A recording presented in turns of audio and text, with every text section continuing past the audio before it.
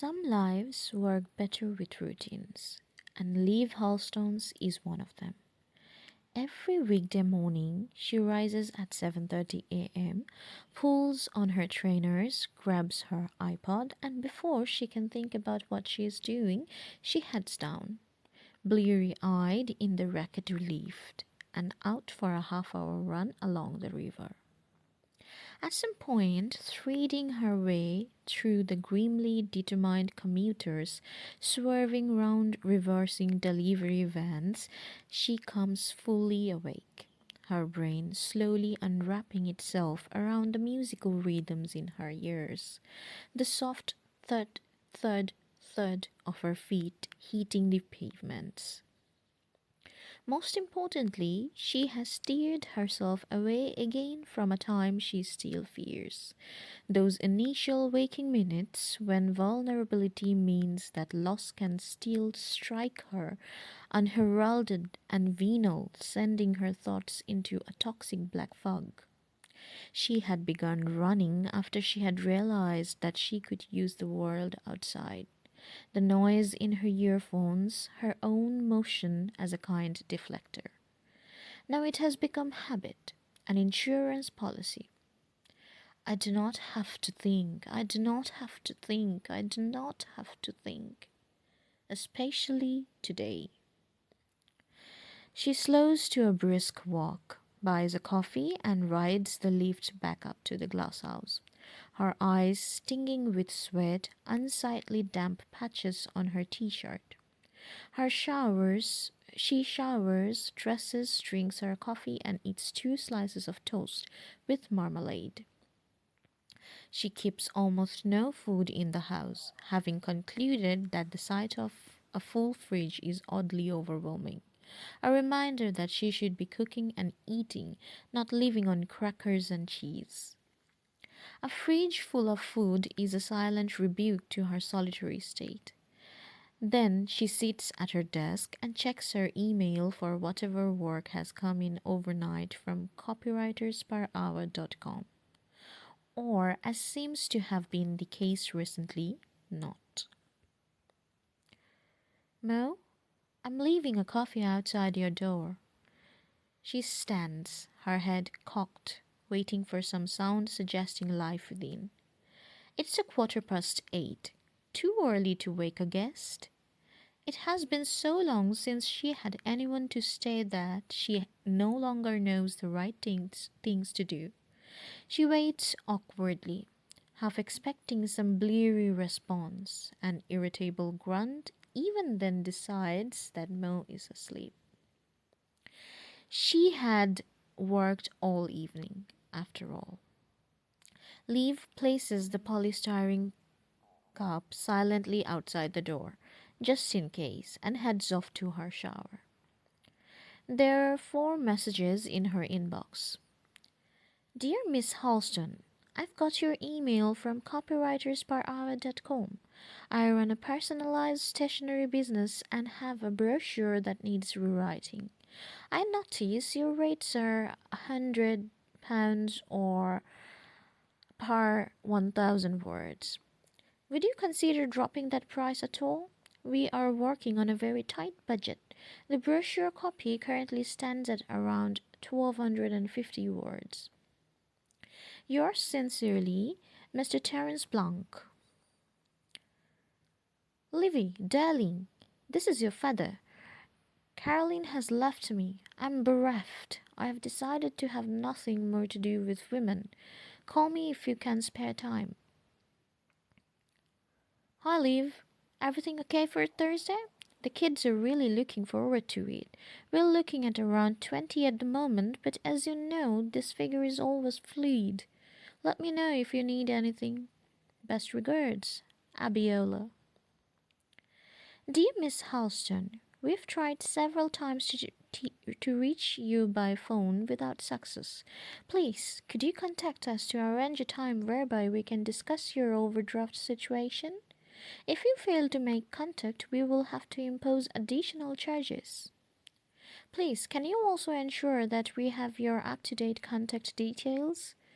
Yours sincerely, Damien Watts, Personal Accounts Manager, NatWest Bank.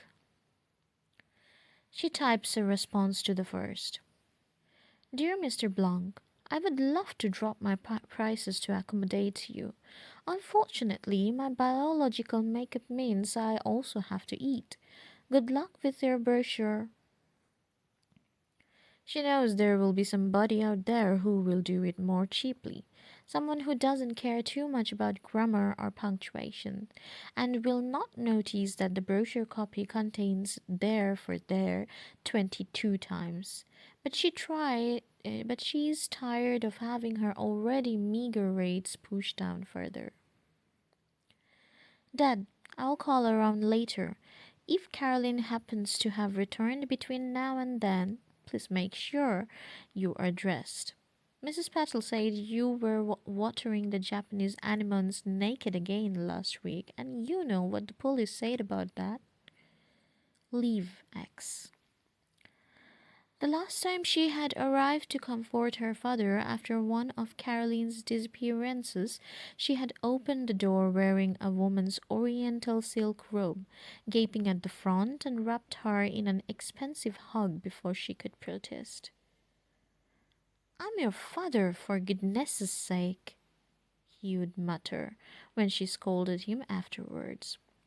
Although he hadn't had a decent acting job in almost a decade, Michael Worthing had never lost his childlike lack of inhibition or his irritation with what he called wrappings. In childhood, she had stopped bringing friends home after Samantha Howcroft had gone home and told her mother that Mr. Worthing walked around with all his bits swinging. She had also told everyone at school that Liv's dad had a willy like a giant sausage. Her father had seemed oddly untroubled by that one. Caroline, his flame-haired girlfriend of almost 15 years, was untroubled by his nakedness. In fact, she was quite happy to walk around semi-naked herself. Liv sometimes thought she was more familiar with the sight of those two pale, pendulous old bodies that she was with her own. Caroline was his great passion, and would walk out in a giant strop every couple months, citing his impossibility, his lack of earnings, and his brief, fervent affairs with other women. What they saw in him, Liv could never quite imagine. Lust for life, my darling, he would exclaim. Passion! If you have none, you're a dead thing. Liv, she suspects privately, is something of a disappointment to her father. She swigs the last of her coffee and pens an email to Abiola. Hi, Abiola. I'll meet you outside the Carnegie building at 2 p.m. All cleared this end. They are a little nervous, but definitely up for it. Hope all good's with you. Regards, Liv. She sends it, then stares at the one from the bank manager. Her fingers stall on the keyboard. Then she reaches across and presses delete. She knows with some sensible pertifer that this cannot continue. She hears the distant, threatening clamor of the neatly folded final demands in their envelopes, like the drumbeat of an invading army. At some point, she will no longer be able to contain them, to fob them off, to slide unnoticed away from them. She lives like a church mouse, buys little, socializes rarely, and still it is not enough. Her cash cards and credit cards are prone to spit themselves back at her from cash points. The council had arrived at her door last year, part of a local reassessment of council taxpayers. The woman had walked around the glass house, then had looked at Liv as if she had somehow tried to cheat them of something. As if it were an insult that she, a virtual girl, lived in this house alone. Liv could barely blame her. Since David's death, she has felt a fraud living here. She is like a curator, protecting David's memory, keeping the place as he would have wanted it.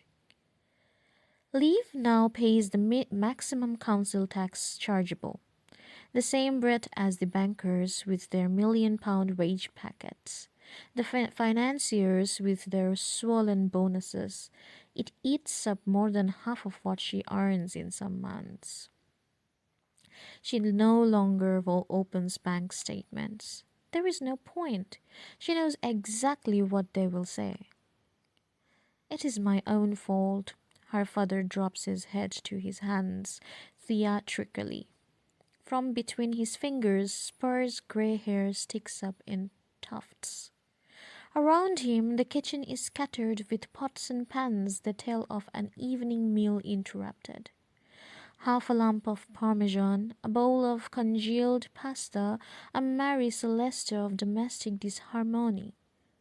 I knew I shouldn't go anywhere near her. But oh, I was like a moth to a flame, and what a flame! The heat, the heat! He sounds bewildered. Liv nods understandingly.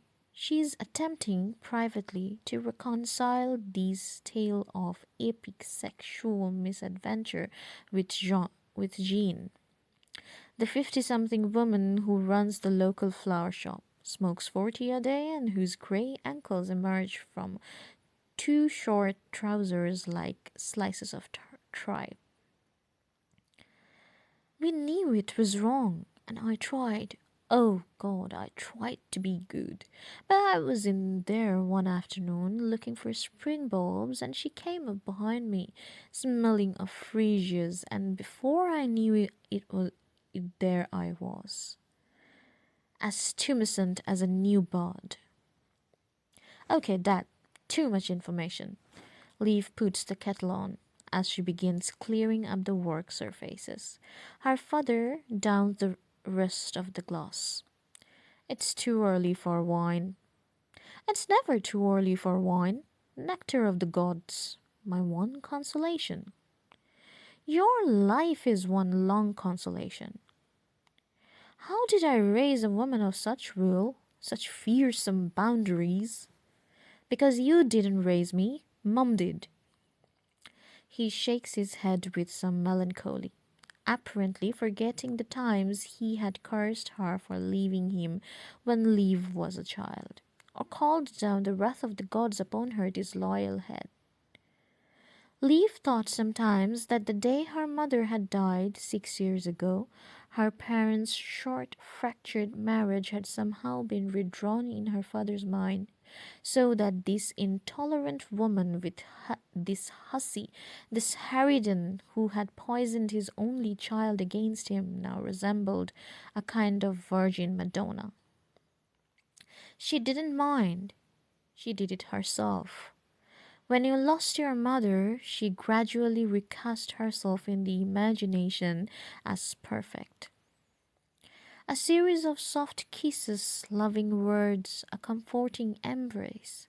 A few years back, she had listened to her friends' litany of irritation about their own interfering mothers with the same lack of comprehension as if they had been speaking Korean. Loss has hardened you. I just don't fall in love with every person of the opposite sex who happens to sell me a pot of tomato food. She had opened the drawers, searching for coffee filters. Her father's house was as cluttered and chaotic as hers was tidy. I saw Jasmine in the pig's food the other night, he brightens. What a gorgeous girl she is. She asked after you. Leaf finds the filter papers, deftly opens one and scoops in coffee. Really? She's marrying a Spaniard. He looks like Errol Flynn. Couldn't take his eyes off her. Mind you, neither could I. She has a sway to her walk that is positively hypnotic. He's taking on her and the baby. Some other chaps, I believe. They're going to live in Madrid.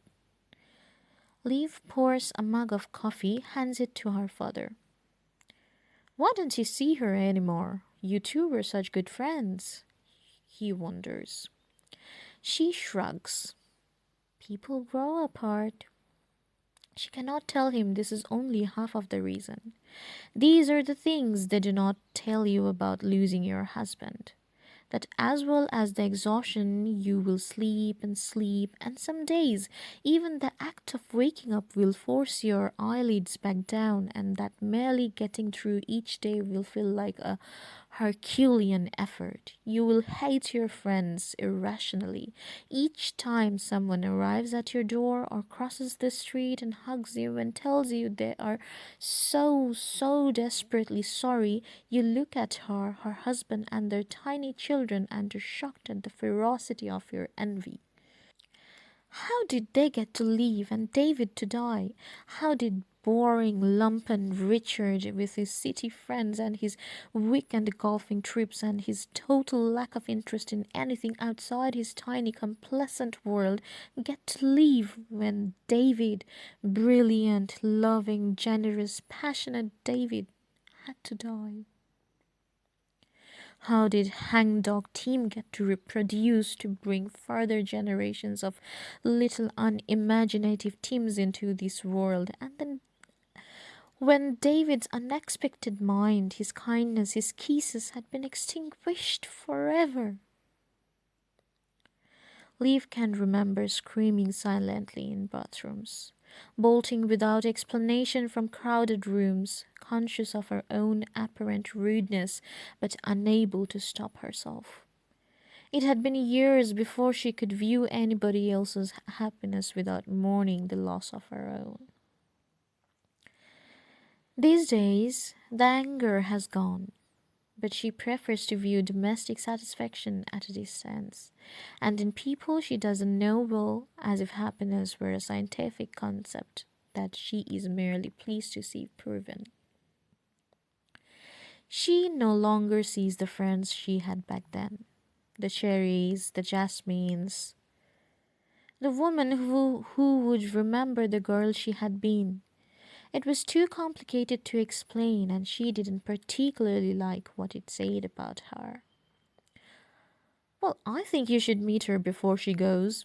I used to love watching the two of you head out together, pair of young goddesses that you were. When are you going to call Caroline? She says, wiping crumbs from the stripped pine kitchen table and scrubbing at a ring of red wine. She won't talk to me. I left 14 messages on her mobile phone last night. You need to stop sleeping with other people, Dad. I know. And you need to earn some money. I know. And you need to get dressed. If I were her and came home and saw you like this, I'd turn around and walk straight out again. I'm wearing her dressing gown. I guessed. It still carries her scent. He inhales Caroline's sleeve, an expression of deep tragedy across his face, and his eyes fill with tears. What am I supposed to do if she doesn't come back? Liv stills, her expression hardening momentarily. She wonders if her father has any idea of what day it is today. Then she looks at the battered man in his woman's dressing gown, the way his blue veins stand proud on his scruffy skin, and turns away to the washing up. You know what, Dad? I'm not really the person to ask. The old man lowers himself gingerly into the chair and lets out a sigh, as if crossing the room has been some effort. His son, standing with his hand under his elbow, watches anxiously. Paul McCafferty waits, then glances at Miriam, his secretary. Would you like tea or coffee? She asks. The old man gives a small shake of his head. No, thank you. The way he looks up and says, let's just get on, shall we? I'll leave you to it. Miriam backs out of the little office. Paul opens his folder. He lays his hand on the desk, feeling Mr. Norwiki's eyes on him. Well, I asked you here today because I have some news. When you initially approached me, I warned you that I thought this case would be tricky because of the lack of provenance on your side. As you know, many galleries are reluctant to hand over work without the most solid proof of. I remember the painting clearly. The old man lifts a hand. I know. And you know, the gallery in question was very reluctant to engage with us, despite the holes in their own provenance. This case was complicated by the sharp increase in value of work in question, and it was particularly hard given that you had no image we could go on. How am I meant to describe such a drawing perfectly? I was 10 when we were forced from our house. 10 years old. Could you tell me what was on your parents' walls when you were 10? No, Mr. Norwicki, I couldn't. Were we meant to know, then we would never be allowed to go back to our own home? It is ridiculous, this system. Why should I have to prove that something was so stolen from us? After all, we have been through. Dad, we have been over this. The son, Jason, placed a hand on his father's forearm, and the old man's lips pressed together reluctantly as if he is used to being quelled. This is what I wanted to talk to you about, Paul says. I did warn you that we didn't have the strongest case. When we had our meeting in January, you said something to me about your mother's friendship with a neighbor, Arthur Beaumont, who moved to America. Yes, they were good neighbors. I know he had seen the painting in our house. He visited us many times. I played ball with his daughter, but he died. I told you he died. Well, I managed to track down his surviving family in Des Moines, and his granddaughter, Anne Marie. Went through the family albums and tucked away in one of them she found this. Paul pulls a sheet of paper from his folder and slides it across the desk to Mr. Norwicki. It is not a perfect copy, but the black and white image is clearly visible. A family sits in the stiff embers of a tightly upholstered sofa. A woman smiles cautiously, holding a button-eyed baby firmly on her lap. A man with a vast mustache reclines, his arm running along the back. A boy grins broadly, a missing tooth clearly visible. Behind them, on the wall, hangs a painting of a young girl dancing. That's it, Mr. Norwicki says quietly, an arthritic hand rising to his mouth. The daggers. I checked it against the Image Bank, then with the Edgar Degas Foundation. I sent this picture to the lawyers, along with a statement from Arthur Beaumont's daughter, saying that she, too, remembered seeing this painting in your parents' house and hearing your father discuss how he bought it. He pauses. But that's not all Anne-Marie remembers. She says that after your parents fled, Arthur Beaumont had gone one night to the apartment to try to collect your family's remaining valuables. He told his wife, Anne-Marie's grandmother, that when he arrived, he believed he'd got there in time as the apartment seemed undisturbed. It was only as he was leaving that he saw the painting was missing. She says that because nothing else was disturbed, he had always assumed your family had taken it with them. And then, of course, because you only corresponded with each other some years later, the matter never arose. No, the old man says, staring at the image. No, we had nothing, just my mother's wedding and engagement rings. His eyes filled with tears. It is impossible that the Nazis has earmarked the painting. There is evidence of systematic removal of important works of art during the Nazi period. It was Mr. Dreschler, He told them. I always knew he told them. And he called my father his friend. His hands tremble on his knees. It is not an unusual response, despite the more than 60 years that have elapsed. Many of the claimants Paul sees can recall images and events from the 1940s far more clearly than they can remember how they arrived at this office. Yes, well, we've looked into Mr. Dressler's records, and there are a number of unexplained trades with the Germans, one that refers simply to a Degas. It's not clear which Degas, but the dates and the fact that there can't have been many in your area at the time does add weight to your argument. He turns slowly to face his son. You see, his expression says. Well, Mr. Noriki, last night I had a response from the gallery. Do you want me to read it? Yes. Dear Mr. McCafferty, in light of the new evidence provided and our own gaps in provenance, as well as our discovery of the extent of the suffering endured by Mr. Noriki's family, we have decided not to contest the claim for femme dansante by Degas. The trustees of the gallery have instructed their lawyers not to proceed further, and we await your instructions with regards the transfer of the physical item. Paul waits. The old man seems lost in thought. Finally, he looks up. They are giving it back? He nods. He cannot keep the smile from his face. It has been a long testing case, and its resolution has been gratifyingly swift. They are really giving it back to us? They agree that it was stolen from us? You have only to let them know where you want it sent. There is a long silence.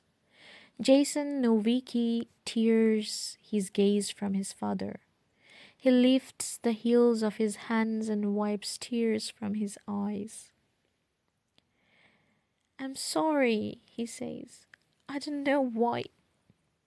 It's not unusual. Paul pulls a box of tissues from under his desk and hands it to him. These cases are always emotional. It's never just a painting.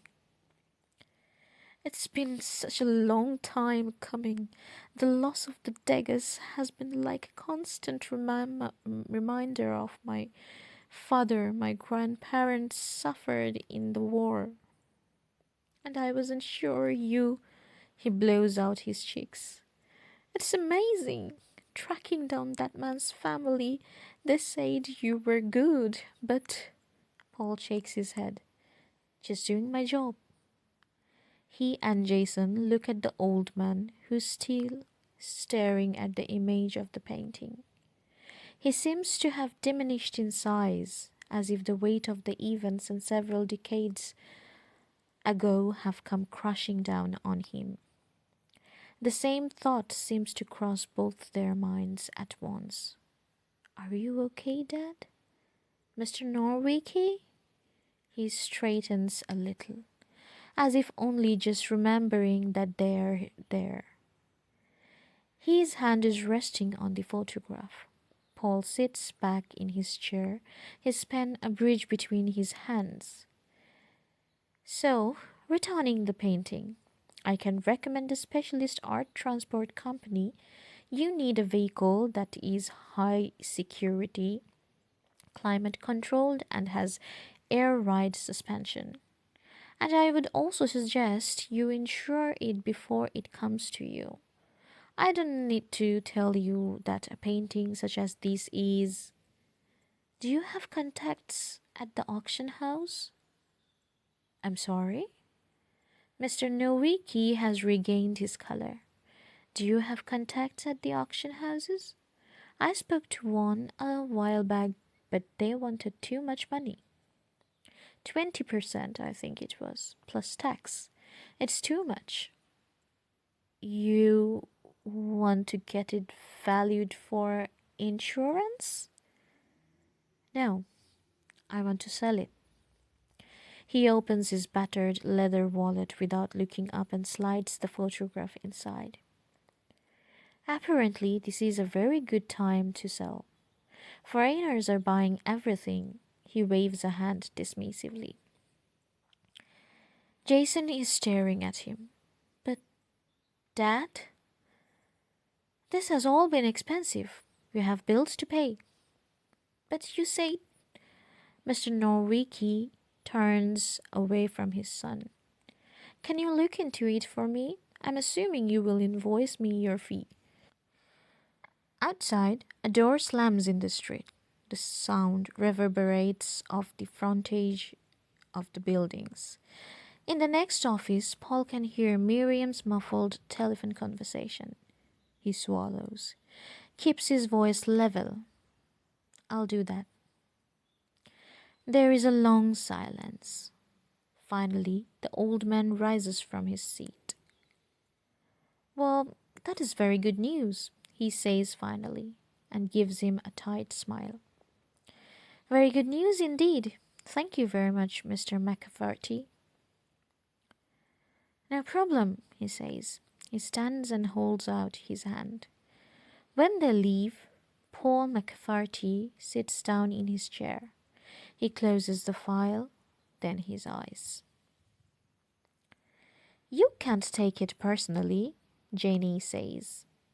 I know, it's not our business. We're just here for the recovery. I know, it's just that Mr. Nowicki had gone on and on about how personal this painting was to the family and how it represented everything they lost, and let it go, Paul. This never happened in the squad. He stands up and paces around Janie's cramped office. He stops by the window and gazes out. You got people their stuff back and they were just happy. You don't want to go back to the police. I know, I'm just saying. It gets me every time with these restitution cases. Well, you earned our fee on a case where I wasn't sure you'd be able to. And it's all money toward your house moves. Yes? So we should both be happy. Here. Jenny pushes a folder across our desk. This should cheer you up. Came in last night. It looks pretty straightforward. Paul takes the papers out of the folder. A portrait of a woman. Missing since 1916. Its theft only discovered a decade ago during an audit of the artist's work by his surviving family. And there, on the next sheet of paper, an image of the painting in question, now hanging boldly on a minimalist wall, published in a glossy magazine several years ago. First World War? Statute of limitations doesn't apply, apparently. It seems pretty clear-cut. They say they have evidence that Germans stole the painting during the war, and it was never seen again. A few years ago, some family member opens an old glossy magazine, and what do you think is sitting there in the center spread? They're sure it's the original? It's never been reproduced. Paul shakes his head, the morning's events briefly forgotten, unconscious of that brief, reflexive twinge of excitement. And there it is, nearly 100 years later, just hanging on some rich couple's wall. The feature just says Central London, all those ideal home-type features do. They don't want to encourage burglars by giving the exact address, but I'm guessing it shouldn't be too hard to trace them. It names the couple after all. Paul shuts the folder. He keeps seeing Mr. Nowicki's tight mouth, the way the son had looked at his father as if he'd never seen him before. You're American, yes? The old man said to him, as they stood at his office door. You cannot possibly understand. Janie's hand is resting lightly on his arm. How's the housing hunting going? Not great. Everything good seems to get snapped up by cash buyers. Well, if you want cheering up, we could go and get a bite to eat. I'm not doing anything tonight. Paul raises a smile. He tries not to notice the way Janie's hand moves to her hair, the painfully hopeful slant to her smile. He steps away. I'm working late. Got a couple of cases I want to get on top of. But thanks. I'll get on to the new file first thing in the morning. Liv arrives home at 5, having cooked her father a meal and vacuumed the ground floor of his house. Caroline rarely vacuums, and the colors of the faded Persian runners had been noticeably more vivid when she finished. Around her, the city seethes on a warm late summer day, the traffic noises filtering up, with the smell of diesel rising from the tarmac. Hey, friend, she says as she reaches the main door. The woman, woolen hat rammed low over her head despite the heat, nods a greeting. She is digging around in a plastic bag. She has an endless collection of them, tied with twine or stuffed inside each other, which she endlessly sorts and rearranges. Today she has moved her 2 boxes covered with a blue tarpaulin to the relative shelter of the caretaker store. The previous caretaker tolerated Fran for years, even using her as an official parcel stop. The new one, she says, when Liv brings her down a coffee, keeps threatening to move her. Some residents have complained that she is lowering the tone. You had a visitor. What? Oh, what time did she go? Liv had not left out either a note or a key. She wonders whether she should stop by the restaurant later to make sure Mo is okay. Even as she thinks it, she knows she won't. She feels vaguely relieved at the prospect of a silent, empty house. Fran shrugs. You want a drink? Liv says as she opens the door. Tea would be lovely, Fran says, adding, 3 sugars, please. As if Liv has never made her one before, and then, with the preoccupied air of someone who has far too much to do to stand around talking, she goes back to her bags. She smells the smoke even as she opens the door. Mo is sitting cross-legged on the floor by the glass coffee table, one hand around a paperback book, the other resting a cigarette against a white saucer. Hi, she says, not looking up. Liv stares at her, her key in her hand. I thought you'd left. Fran said you'd gone. Oh, the lady downstairs? Yeah, I just got back. Back from where? My day shift. You work a day shift? At a care home. Hope I didn't disturb you this morning. I tried to leave quietly. I thought the whole desk drawer thing might wake you. Getting up at 6 kind of kills the whole welcome house guest vibe. Desk drawer thing? You didn't leave a key. Liv frowns. She feels as if she is 2 steps behind in this conversation. Mo puts her book down and speaks slowly. I had to have a little dig around till I found the spare key in your desk drawer. You went in my desk drawer? It seemed like the most obvious place. She turns a page. It's okay, I put it back.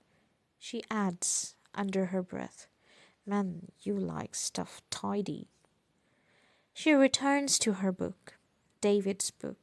Liv sees, checking out the spine. It is a battered penguin introduction of modern architecture. One of his favorites. She can still picture him reading it, stretched out on the sofa. Seeing it in someone else's hands makes her stomach tighten with anxiety. Liv puts her back down and walks through the kitchen. The granite worktops are covered with toast crumbs. Two mugs sit on the table, brown rings bisecting their insides. By the toaster, a bag of sliced white bread sits collapsed and half open. A used tea bag squats on the side of the sink, and a knife emerges from a pat of unsalted butter, like the chest of a murder victim. Leaf stands there for a moment, then begins to tidy, sweeping the detritus into the kitchen bin, loading cups and plates into the dishwasher. She presses the button to draw back the ceiling shutters, and when they are fully open, she presses the button that will open the glass roof, waving her hands to get rid of the lingering smell of smoke. She turns to find Mo standing in the doorway. "You can't smoke in here. You just can't," she says. There is a weird edge of panic to her voice. "Oh, sure. I didn't realize you had a deck." "No, not on the deck either. Please, just don't smoke here." Mo glances at the work surface, at Leaves' frantic tidying. "Hey, I'll do that before I leave. Really." "It's fine. It's obviously isn't, or you wouldn't be having a heart attack. Look, stop. I'll clean up my own mess. Really." Leaf stops.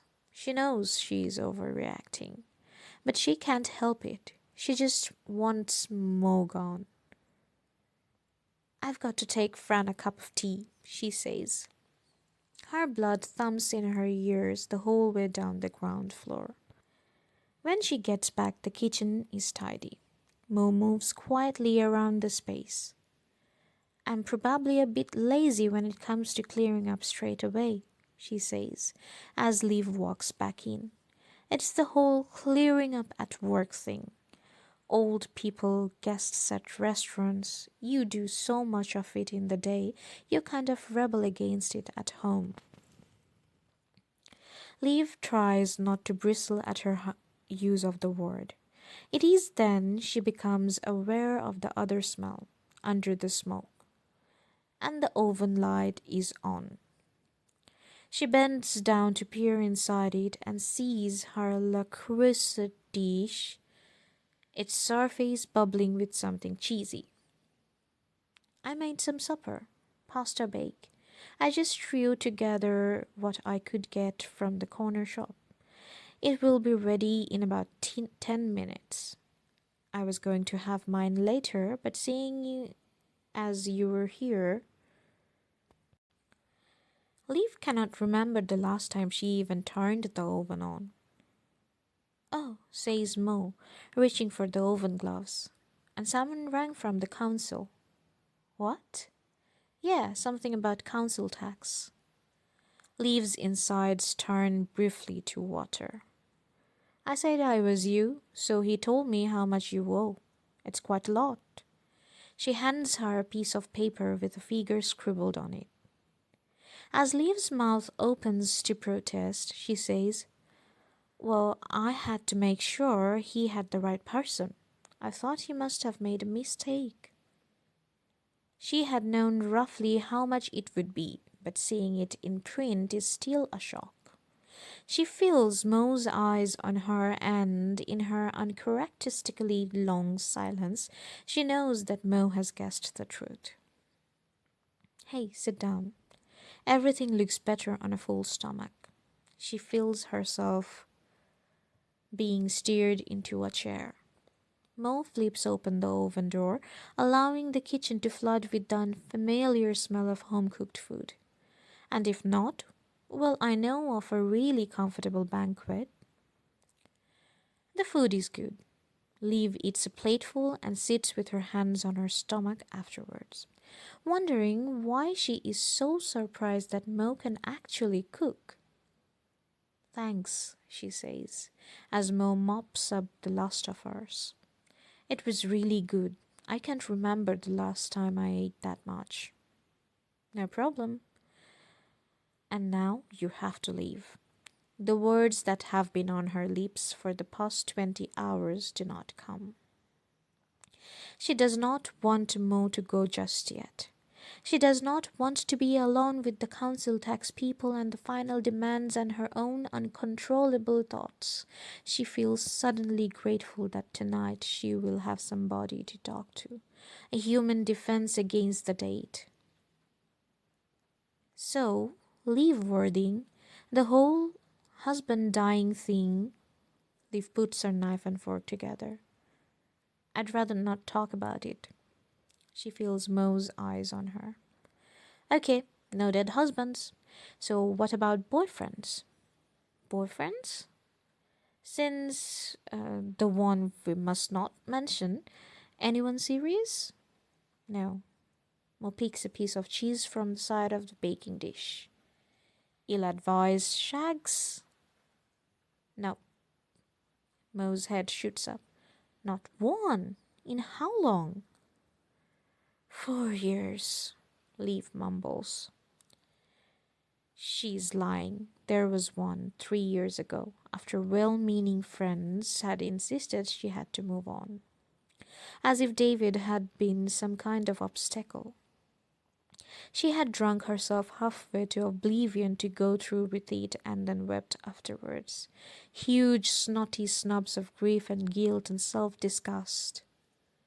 The man, she can't even remember his name, had barely been able to contain his relief when she had said she was going home.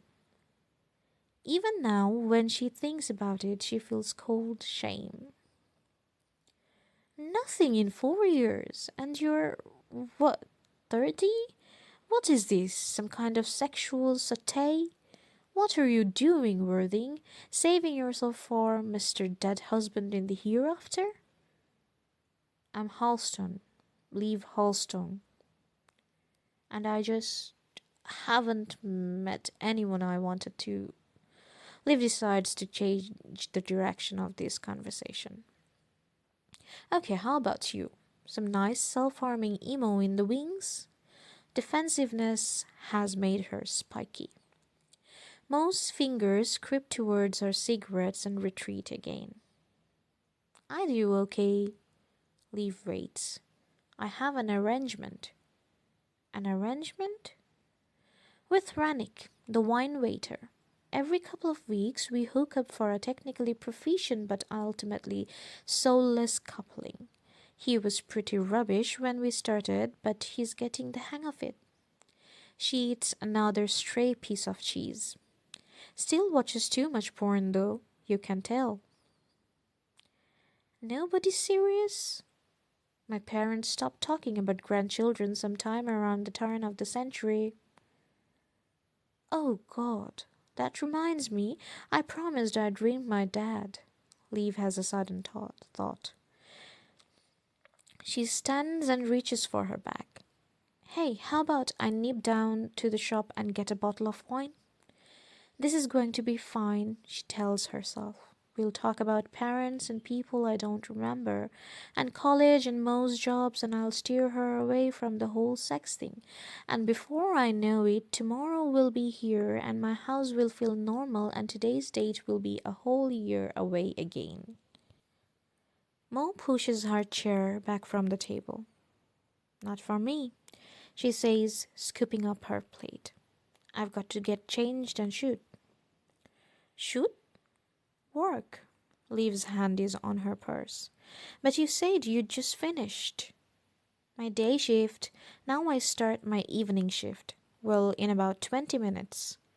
She pulls her hair up and clips it into place. You okay to wash up? And alright if I take that key again?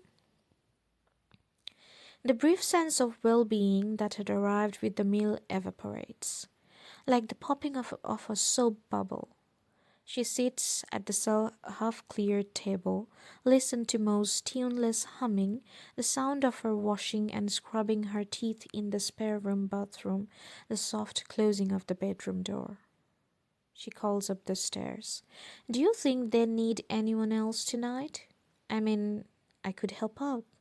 Maybe. I'm sure I could do waitressing. There is no reply. I did work in a bar once. Me too. It made me want to stab people in the eye, even more so than waiting tables. Mo is back in the hallway, dressed in a black shirt and bomber jacket, an apron under her arm. See you later, dude, she calls, unless I get lucky with Rannick, obvious. She is gone, downstairs, drawn back into the world of living, and as the echo of her voice dies down, the stillness of the glass house becomes a solid, weighty thing, and Liv realizes, with a growing sense of panic, that her house, her heaven, is preparing to betray her. She knows that she cannot spend this evening here alone.